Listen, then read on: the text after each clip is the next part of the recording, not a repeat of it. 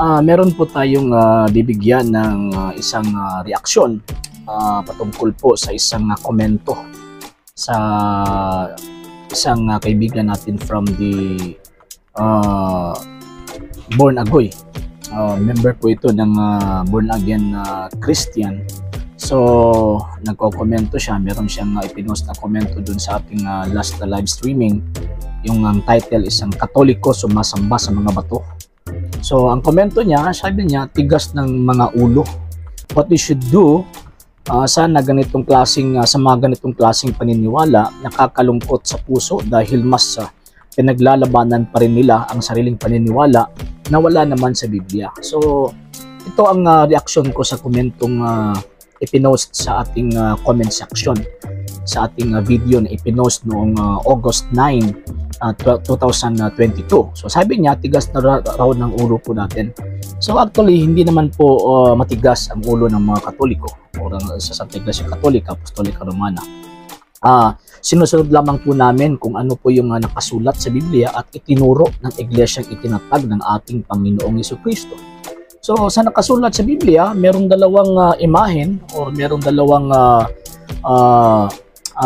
images o klase ng mga images na pinupoint ng ating Panginoon. Yung isang klase ng images o rebulto, sabi ng Diyos, huwag mong ipagawa, huwag kang gagawa, kasi alam naman ng Diyos na kinikilala ito ng mga tao noon na kanilang Diyos. Meron namang isang klase na sabi ng Diyos, okay, gumawa ka. At ang mga unang bayan ng Diyos, ang Israelita, ay gumawa sila ng imahen at larawan ng mga kerubin. At hindi lang po mga kerubin ang ginawa po nila. Hindi, may larawan din po, may image din po na isang mukha ng tao at ang meron pang mukha ng mga hayop. So ibig sabihin sa Old Testament, makikita po natin na yung dalawang utos na yon ay dapat susundin sa tao. Susundin ng tao. So yung utos na huwag kang gagawa ng mga imahen ng mga Diyos-Diyosan, yan yung tinatanggap natin at sinusunod natin. Kasi yung mga images po natin, yung mga larawan at mga rebulto sa loob ng Santa Iglesia Katolika, Apostolika Romana ay hindi po yan mga larawan o imahen ng mga Diyos-Diyosan. Kasi yan lamang kasi yung yung pagkakaintindi natin mga kaibigan, hindi mga Katoliko. Kasi ini-insist nila itong mga imahen natin na ina-acquire at pinopossess. Sabi nila mga imahen raw po yan sa mga Diyos-Diyosan, pero hindi naman sila makakapagbigay ng mga strong evidence na nagsasabi na ang mga larawan sa Santa Iglesia Katolika, Apostolika Romana ay mga Diyos-Diyosan.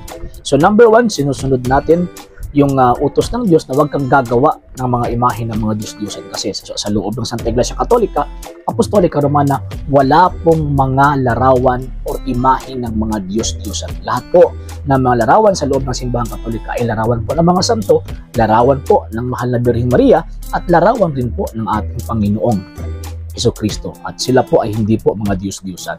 Pangalawa po, na nagsabi ang Diyos, na nagutos ang Diyos na gumawa ka ng ganitong larawan. So ang Simbahan Katolika gumawa rin po. Hindi lang larawan ng mga kerubin, kundi larawan mismo ng ating Panginoong Jesucristo at ang larawan mismo ng Mahal na Birheng Maria at ng mga santo. So ibig sabihin, ang utos ng Diyos na huwag kang gagawa, sumunod ang Simbahan Katolika. Nang sinabi ng Diyos, na nag-utos ang Diyos na okay, gumawa ka nito, ang Simbahan Katolika gumawa naman po. Ang question, sino po ba ang matigas ng ang ulo sa atin? Sino po ba yung matigas ang ulo? Hindi po ang mga Katoliko, kundi kayo po mismo. Kayong mga nagbabatikos sa doktrina ng Simbahan Katolika patungkol dito sa mga larawan at imahe ng mga santo. Kasi sinasabi at inuulit-ulit ng Santa Iglesia Katolika, Apostolika Romana na ang mga Katoliko ay wala pong imaheng Diyos-Diyosan. Tapos ini-insist ninyo, di ba? So kayo ang matigas ang ulo. Pangalawa, kayo ang matigas ang ulo kasi na nagsabi ang Diyos na huwag kang gagawa, hindi kayo gumawa ng mga Diyos-Diyosan. Nang sinabi ng Diyos na okay, gumawa kayo, hindi naman kayo gumawa. So ibig sabihin, kayo ang matigas ang ulo. So hindi ang mga Katoliko. So i-continue natin yung comment niya. Sabi niya, what we should do sa mga ganitong klaseng paniniwala, nakakalungkot sa puso dahil mas pinaglalaban pa rin nila ang sariling paniniwala. Hindi po. Ang paniniwala na in-establish o na sinasampalatayanan ng Simbahan Katolika, hindi po galing na kahit kaninong mga papa at mga obispo. Ang mga paniniwala at ang pananampalataya na ina-acquire, pinoposes ng Santa Iglesia Katolika Apostolika Romana ay galing po yan kay Panginoong Jesucristo. Kasi ang iglesyang ito ay hindi po tatag na kahit na sinong tao, kundi tatag ito ng Panginoong Jesucristo na totoong Diyos at totoong tao.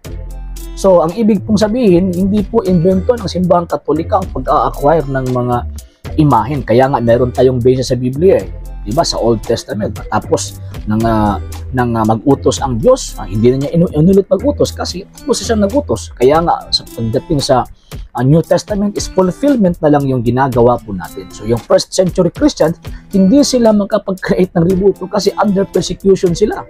Persecuted sila sa kanilang panahon. Pero, according sa mga known exegetes, yung mga catacombs na tinataguan, doon magtatago yung mga unang Kristiyanos.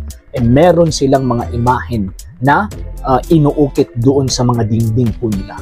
So, ibig pong sabihin, hindi po masama ang paggawa ng mga imahen ng mga banal o mga santo, pero ang masama po kung gagawa po tayo, kung meron tayong ina-acquire ng isang bagay na kinikilala nating Diyos na hindi naman totoong Diyos, so ibig sabihin nag-a-acquire tayo ng Diyosan. Pangatlong argumento po, para po sa amin, hindi po nakakalungkot po yan para sa amin. Kasi, again, ang sinusunod po namin, yung nakasulat sa Biblia, at ang sinusunod po namin ay yung mga utos, yung mga aral, yung mga doktrina na itinuro ni Panginoong Jesucristo at sa mga apostol. So, yan yung sinusunod namin. Pero ang sa inyo, saan po ba sa Biblia? Na kung magtuturo ka, kinakailangan nakasulat sa Biblia. Kinakailangan nandun talaga sa Biblia. So, sino po bang nag-invento po niyan? Ang nag-invento po niyan ay si Martin Lutero, di ba? Paulit-ulit ko na yung sinasabi sa ating programa na nag-invento ng aral na yan, na nag-invento ng doktrina na yan, na sola scriptura, pag hindi mababasa sa Biblia, hindi paniniwalaan, hindi po yan galing sa mga apostol, kundi galing po yan kay Martin Lutero. So, ibig sabihin, yung aral na po yan ay hindi po yan divinely inspired doctrine. Kasi po, yung doctrine na yan, invento lang po yan ni Luther. So, yung komento po nito, komento po niya, so, respetuhin natin kasi yan yung paniniwala niya eh. Pero ang katotohanan, always yung mag-prevail. Kasi, sabi po, ang matigas ang ulo ay yung mga taong hindi sumusunod sa sinasabi ng Diyos at ang mga taong matitigas ang ulo ay yung mga taong nagtindig sa kanilang sariling paniniwala na hindi naman paniniwala o pananampalataya na itinuro ng Panginoong Jesucristo at sa mga apostol. At walang ibang iglesia na nagtuturo sa katuruan o doktrina ng mga apostol kundi ang Santa Iglesia Katolika Apostolika lamang po. Wala na pong iba.